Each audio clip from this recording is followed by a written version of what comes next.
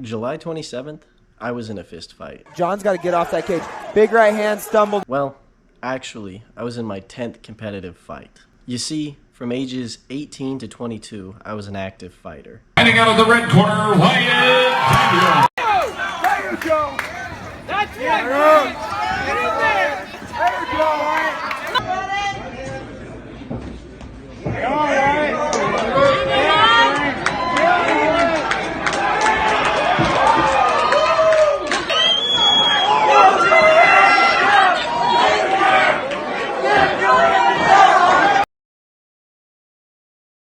For you.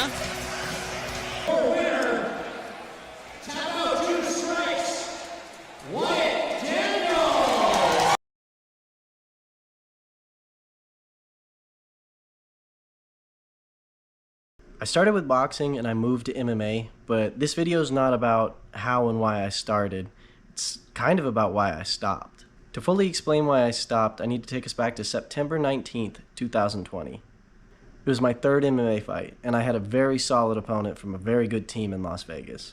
The fight started fast. I could tell their game plan was to try to start early, catch me off guard with pressure, and really pressure me in the striking.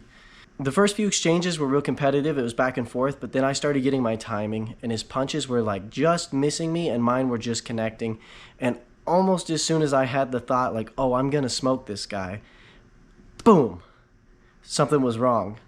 I remember thinking, did I just break my hand? And I smacked my hips to check, and sure enough, it felt like jello. Every time I punched him after that, I remember thinking, it felt like his head was almost punching my hand because that bone was sliding back, but the rest of the fight was super competitive. To this day, I believe I won round 1 and round 3, but officially it'll always be ruled as a split decision loss and my first ever loss. After that fight, they put my hand in a cast for about a month, and then a month after that, I couldn't train full power with that hand.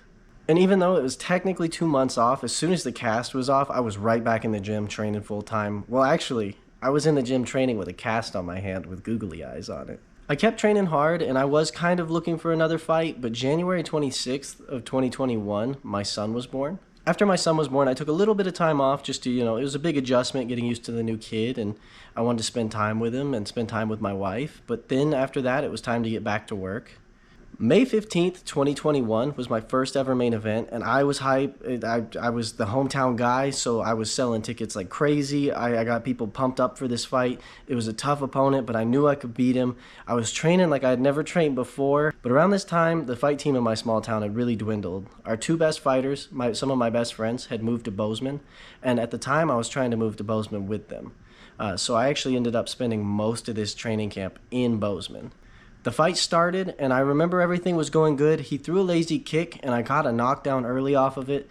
And the rest of the first round, there was competitive moments, but for the most part, the first round was all me controlling the action. However, round 2 started, and I threw a poorly set up kick. My opponent sees this, seizes the opportunity, gets a takedown, and shortly after he gets my back, he gets a rear naked choke, and I had to tap out.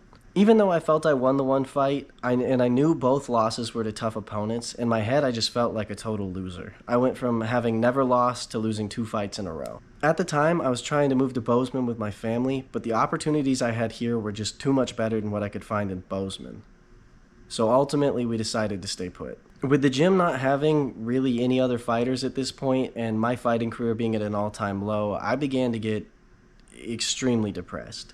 And to kind of help combat this depression and just deal with this hard part of my life, I decided it'd be best to take some time off of training, drop down the training to 2-3 times a week and just focus on my family. But because of the 2 losses just eating at me and just, my life was difficult at that point in time. My depression went from like bad to really bad. And instead of addressing those big feelings in a healthy way and seeking help, I started drinking. And at first the drinking wasn't bad, it was more recreational than anything, but promptly it started ramping up.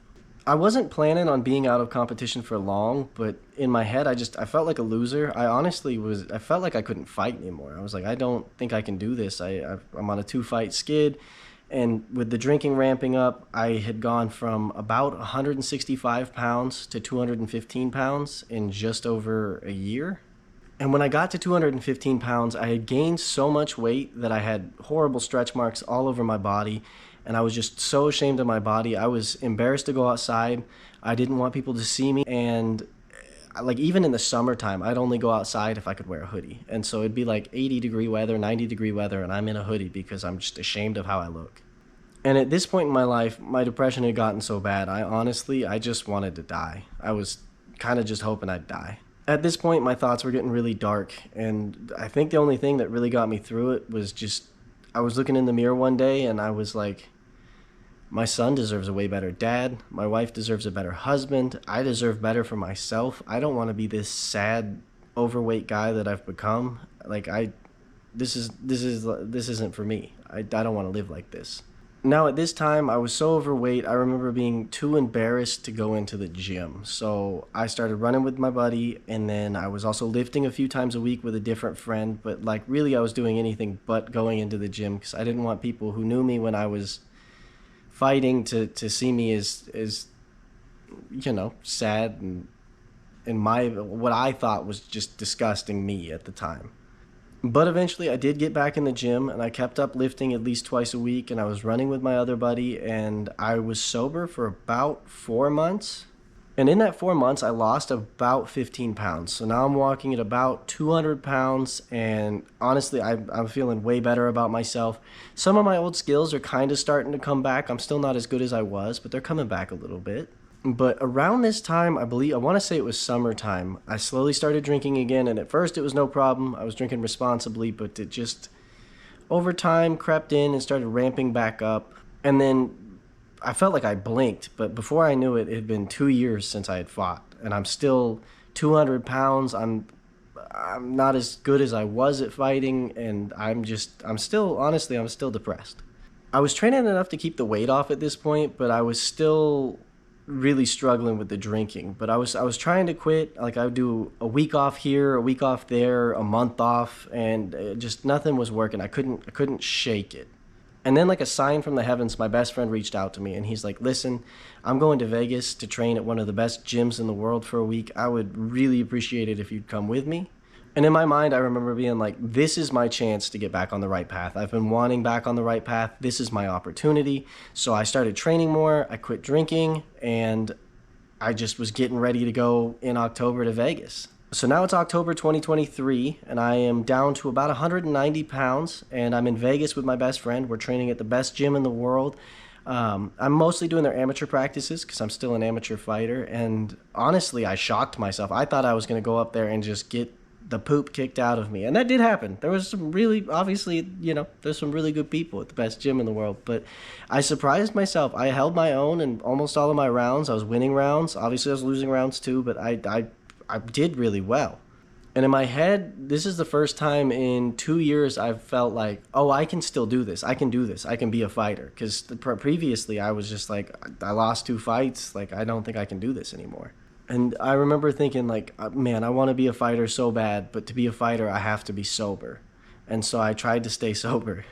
The issue is that our last night in Vegas was Friday, October 20th, 2023. And that's significant because it was my 25th birthday. And my best friend, he had moved to Bozeman a few years prior. So even though we were close, he didn't know I had a drinking problem, and I didn't really let him know. And so even though I had been sober, when he was like, well, let's go out drinking for your birthday, I was like, hell yeah. And in my head, I was like, I'll have, a few drinks. What's one night of drinking? I'll go back to either drinking responsibly or just not drinking. It won't be a problem. For me personally, though, the issue with drinking had never been physical. I never got like headaches or withdrawals if I didn't have it. It was all mental. I just like felt like, oh, you need to drink. You need to drink. Like, oh, you're sad. Drink. Oh, this, drink. This happened today. Drink.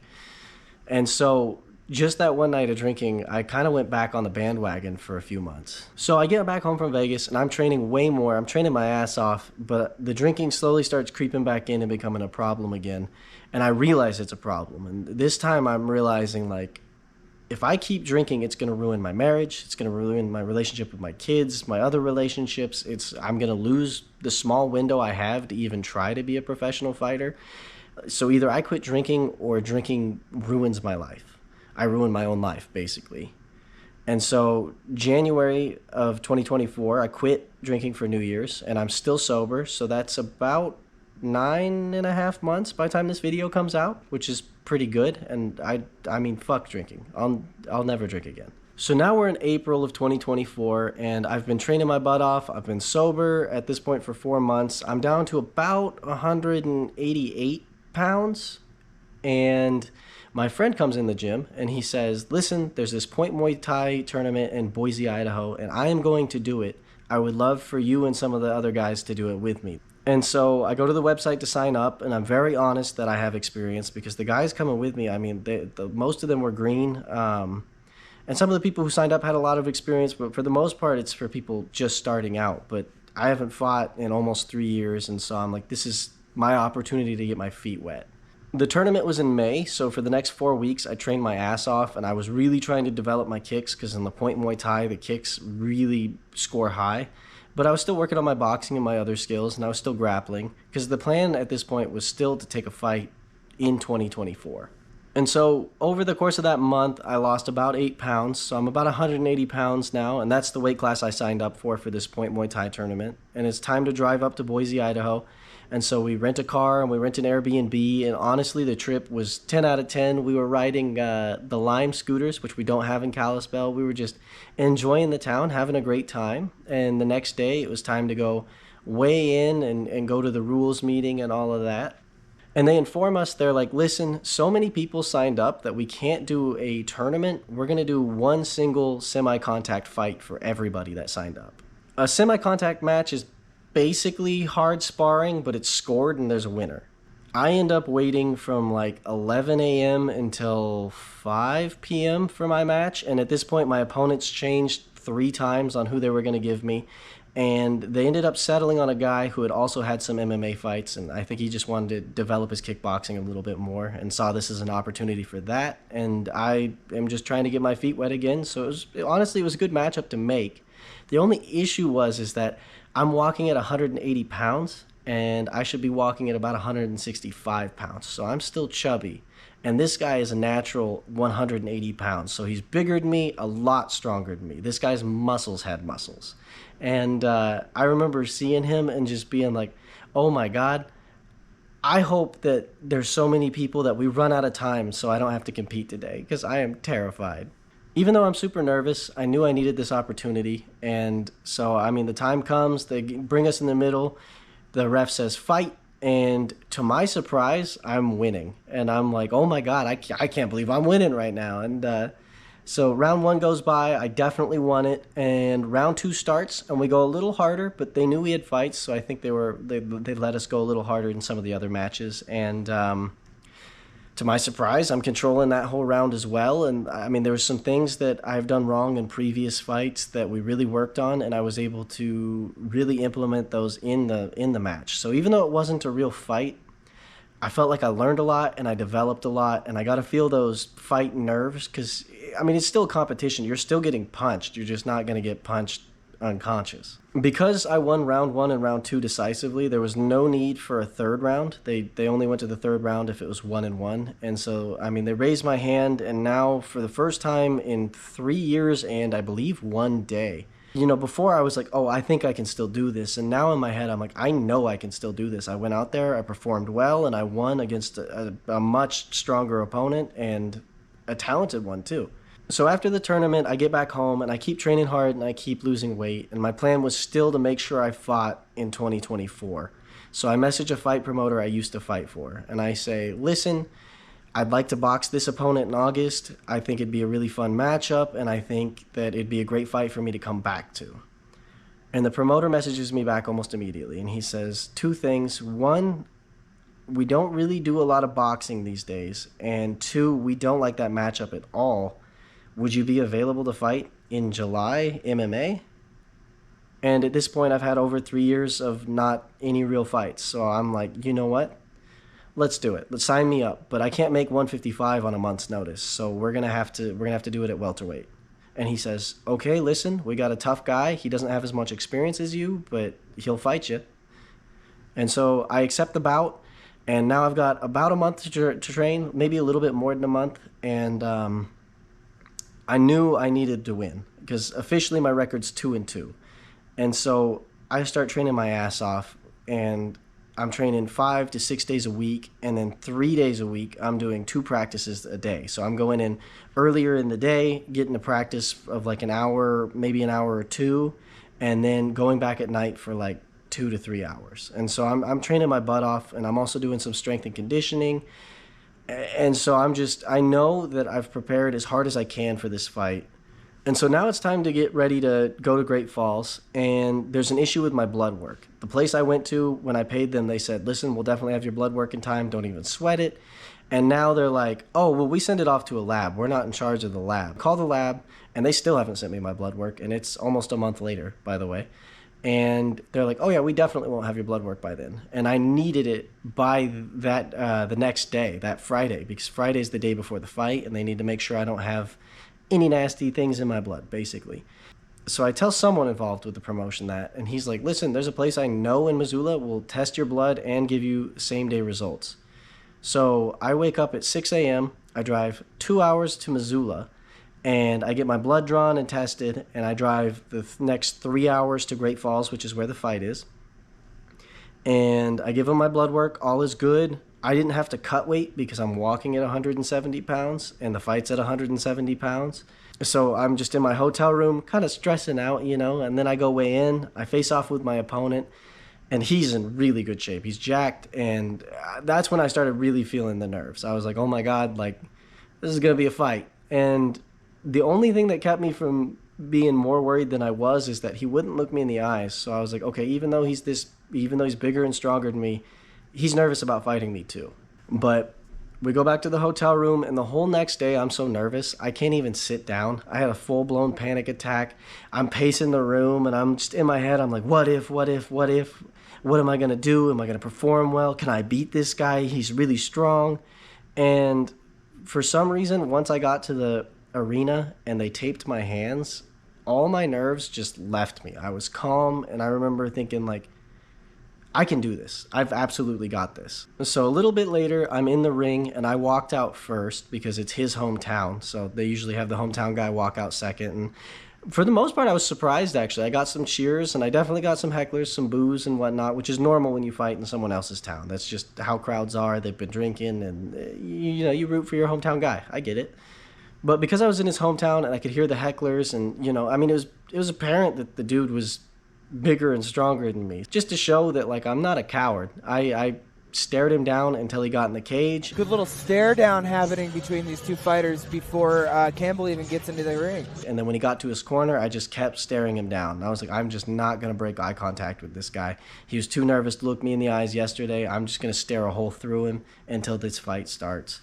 And while the fight's about to start, my corner's talking to me, and my corner was my best friend, the one I went to Vegas with, and a good teammate of mine. And they're telling me, they're like, listen, the only way this guy is going to beat you is if he can get takedowns or if you brawl with him, because he's going to hit hard. And they're like, but your boxing's too sharp. Keep him on the outside. Don't rush into things. Just set your stuff up. Take your time. Be patient. So I came out a little bit slower than usual, partially because of the time off and just partially because the game plan was to stay on the outside and not brawl. And the best way to not brawl is to not get too excited and rush into things. And I remember the first, 2 exchanges, I didn't even throw anything back. I was just kind of seeing what he'd do. And I remember he did hit hard because one of his punches did get through. And I also remember thinking, oh, I'm way faster than this guy.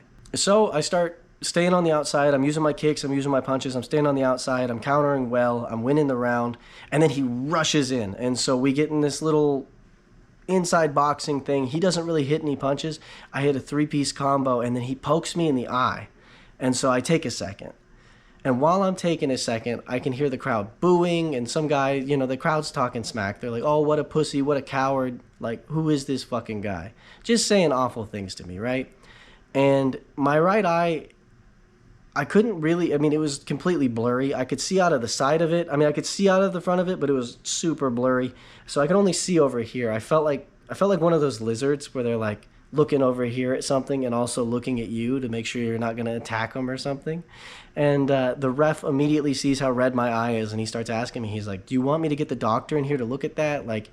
And we're only not even a minute into the fight, and I've trained so hard just to be here, and now I can't really see out of my right eye, and I know if I tell anyone how bad it actually is, they'll stop the fight, and that's the last thing I want. So almost immediately after they gave me a second for my eye, I'm like, oh, no, I'm good. Let's start the fight. I see fine. And he's like, you're sure you see fine? And I was like, oh, yeah, totally, bro. I could not see fine. And so the fight restarts. I win the rest of the first round very decisively. We're in between rounds, and my corner's giving me some advice, and I'm staring at my opponent, and I make sure I'm off the stool before him. Round 2 starts, and I'm just back to my game plan. I'm staying on the outside, and I knew I needed to be a little more active than I was being, and I could also see that the head kick was there, but when I was competing regularly, it was like if I saw an opening, I could just make my body do it. And for some reason, I think it's just the time off. Like, I couldn't quite capitalize on the opening. Like, I think I was thinking too much about setting it up instead of just doing it. And so I was landing some head kicks, but I wasn't landing flush head kicks. And the round's going good. We're still early into the round, and all of a sudden, boom, I'm on the ground. And I'm like, what just fucking happened? And I'm like, oh my God, he knocked me down. And so I remember thinking, I got to recover, so I'm just going to hold him down for a round. And so as he came in for ground and pound, I just grabbed onto him. I knew how to control his arms. And I mean, he got some punches in, but nothing significant. I pretty much completely shut down his offense on the ground. But I spent the whole round on my back, and with the knockdown, I knew I was losing the round, but I also knew I needed to recover. And so I stay there, and then about a minute left in the round, and I didn't know there was a minute left in the round. I'm like, hopefully there's time to work still. I feel better. So I sit up, I sweep him. But when you get knocked down, and I had never been knocked down before, when you get knocked down, you're disoriented. So I feel dizzy. My right eye's still screwed up, but I get on top, and I'm like, I need to make this count. And so I just start throwing punches like crazy. And I needed to focus more on my base because I end up getting rolled. I lose position. I slip a few punches, and the round ends. So we're between rounds, and I ask my corner, I'm like, what hit me? And they're like, it's the overhand. He keeps hitting you with the overhand. That's the only thing he's really getting you with. And so I remember telling myself, like, okay, I'm going to watch that right hand. But because of the knockdown, I'm feeling sick. I'm feeling kind of tired. And he's like, listen, you need this fucking round. You know how hard you work to be here. Like, you need this fucking round. If you want to win this fight, go get it. This is your opportunity to win this fight. And so I got off the stool early. I'm staring my opponent down. And on the inside, I'm like, oh, my God. I feel like garbage right now. My head hurts, but I remember thinking, like, I need to get this guy. And the third round was the first time I felt like my old self the whole fight. That's the first time I've really been myself in the cage in over 3 years. And so I just am going to let the third round play out, the whole thing, and I'll talk to you guys after. Both men are dialed. Here we go. No touch of gloves to start the third.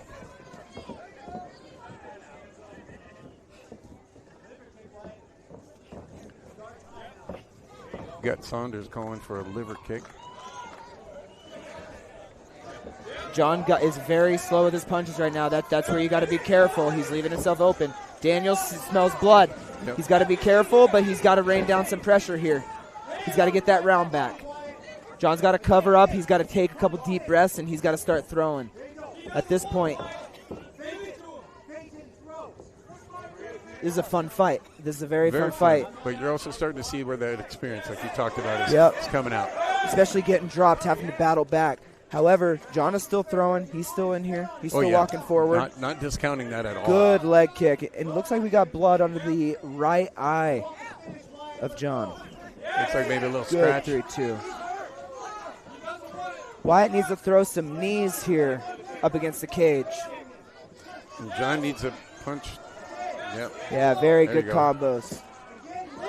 John's got to close his mouth. You got to bite down on your mouth guard. That's a dangerous place to be.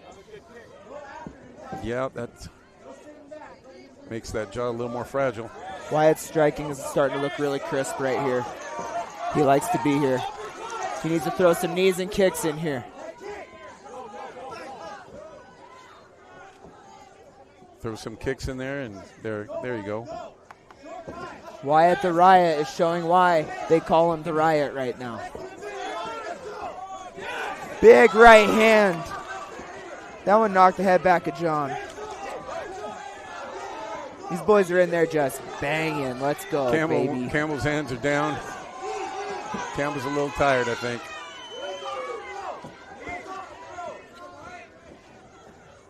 Still Campbell digging for some position. A guillotine attempt, maybe. Nope. Corner calling to break off. I think it's a very good decision right there. Wyatt's winning the stand-up the entire time. He's got to back him up and try to get this guy out of here. You never want to leave it to the judges' scorecards. Got about 35 seconds left.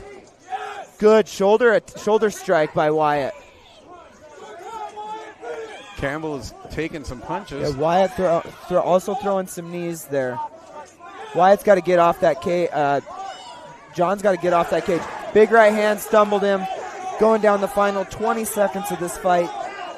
Exciting from the debut and the veteran. A little blood coming out of Campbell's nose now.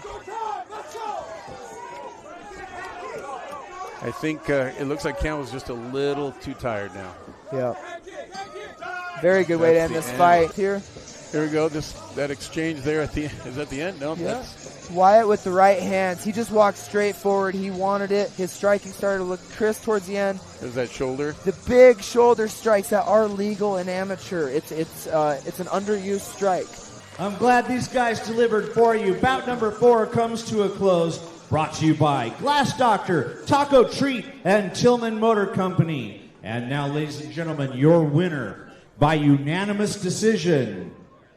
Fighting out of the blue corner, Wyatt the Riot Daniels. I hope you guys enjoyed that. I ended up winning the fight by unanimous decision. Obviously, I wanted to not get knocked down, 1, but also 2, get a finish, and I didn't. But after 3 years off, I don't think that's a bad way to come back at all.